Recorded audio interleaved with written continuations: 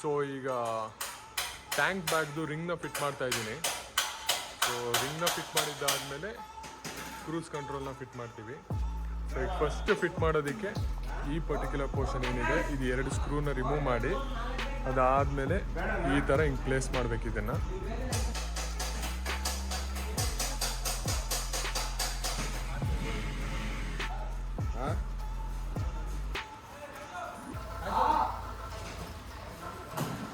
So ನೀವೀಗ ಇದೇನು ನೋಡ್ತಿದ್ರೆ ಇದು ಥ್ರೆಡ್ ಲಾಕ್ ಆಗ್ತಿರೋದು. ಸೊ ದಟ್ ನೀಟಾಗಿ ಲಾಕ್ ಆಗುತ್ತೆ, ವೈಬ್ರೇಷನ್ಸ್ ಅವಾಯ್ಡ್ ಆಗುತ್ತೆ, ವೈಬ್ರೇಷನ್ಸ್ಗೆ ಲೂಸ್ ಆಗುತ್ತೆ. ಇದೆಯಲ್ಲ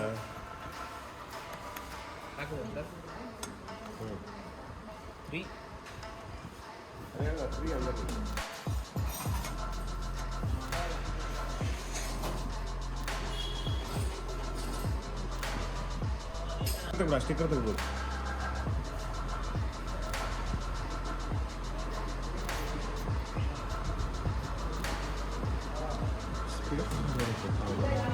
ಸರ್ ಇತ್ತಿ ಸರ್ ಕೈ ಇಲ್ಲ ಇದು ಮಾಡಬೇಕು, ಲಾಕ್ ಮಾಡ್ಕೊಳ್ಳಿ. ಅದೆಲ್ಲ ಆಗುತ್ತೆ ಲಾಕ್, ಕೆಳಗಡೆ ಮಾತ್ರ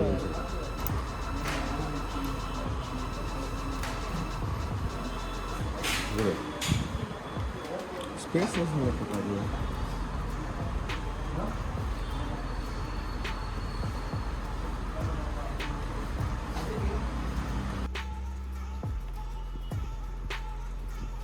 ವೆರಿ ಯೂಸ್ಫುಲ್ ಅನ್ಸುತ್ತೆ. ಮೇನ್ಲಿ ಗೊತ್ತಾ, ಪರ್ಸ್ ಇಡೋಕ್ಕೆ, ಗ್ಲಾಸ್ಗಳು ಇಡೋಕ್ಕೆ, ಚಾರ್ಜ್ ಇಡೋಕ್ಕೆ. ಇವಾಗ ಇಲ್ಲಿ ಹಾಕೊಂಡು ಚಾರ್ಜ್ ಆಗಬೇಕು. ಬಟ್ ಅದ್ರ ಜೊತೆಗೆ ಇವ್ರು ಯಾರು ಕ್ಯಾಮ್ರಾ ಇಟ್ಕೊಂಡಿರೋದಕ್ಕೆ ಒಳಗಡೆ ಚಾರ್ಜ್ ಆಗ್ತಾ ಇರ್ತಾರೆ, ರನ್ನಿಂಗ್ ನಡೀತಾ ಇರುತ್ತೆ, ಇಲ್ಲಿ ಶೂಟಿಂಗ್ ನಡೀತಾ ಇರುತ್ತೆ. ಆ ಬ್ಯಾಟ್ರಿ ಡೌನ್ ಆಗ್ತಾರೆ, ಇಲ್ಲಿ ಚಾರ್ಜ್ ಆಗಿರೋ ಬ್ಯಾಟ್ರಿ ತೆಗೆದಾಗ ಇದು ಚಾರ್ಜಿಂಗ್ ಆಗ್ತದೆ. ಸೊ ಈಗ ರಿಂಗ್ನ ಫಿಟ್ ಮಾಡಿದ್ದೀವಿ ಟ್ಯಾಂಕಿಗೆ. ಸೊ ಬಾಕ್ಸ್ನ ಪ್ಲೇಸ್ ಮಾಡಿದ್ರೆ ಹೆಂಗೆ ಕಾಣುತ್ತೆ ಅಂತ ತೋರಿಸ್ತೀನಿ ನೋಡಿ. ಸೊ ನೋಡಿ ಹಿಂಗೆ ಪ್ಲೇಸ್ ಆಯಿತು ಅಂದರೆ ಈಗ ಜಸ್ಟ್ ಇದು ಲಾಕಿಂಗ್ ಸಿಸ್ಟಮು, ಮತ್ತಿದು ಬರೋಲ್ಲ, ಟೈಟಾಗಿದೆ.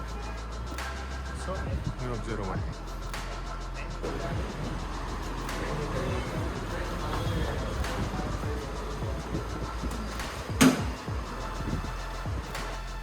ಸೊ ನೋಡಿ ಈಗ ಕ್ರೂಸ್ ಕಂಟ್ರೋಲ್ನ ಪ್ಲೇಸ್ ಮಾಡೋದಕ್ಕೆ ಇದನ್ನು ನಾವು ರಿಮೂವ್ ಮಾಡಿ ಕ್ರೂಸ್ ಕಂಟ್ರೋಲ್ನ ಫಿಕ್ಸ್ ಮಾಡ್ತೀವಿ.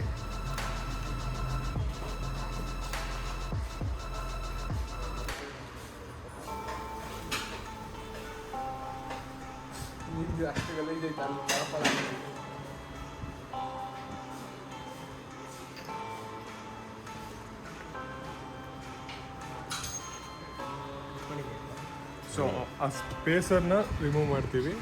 ಸೊ ಆ ಸ್ಪೇಸರ್ ಜಾಗದಲ್ಲಿ ಇದು ಬರುತ್ತೆ.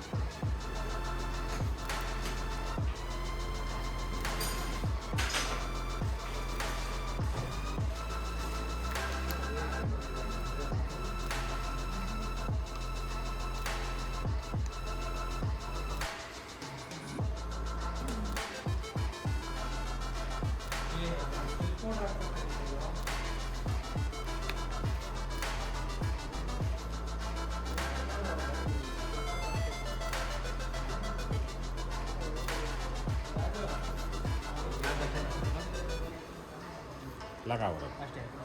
ಸಡನ್ನಾಗಿ ಏನಾದ್ರು ಡೌನ್ ಮಾಡೋಕೆ ಅಪ್ ಮಾಡ್ಕೊಳ್ಳೋದು. ಸೊ ನೀವೀಗ ಅಬ್ಸರ್ವ್ ಮಾಡೋದಾದರೆ ಕ್ರೂಸ್ ಕಂಟ್ರೋಲ್ನ ಫಿಟ್ ಮಾಡಿದ್ದೀವಿ.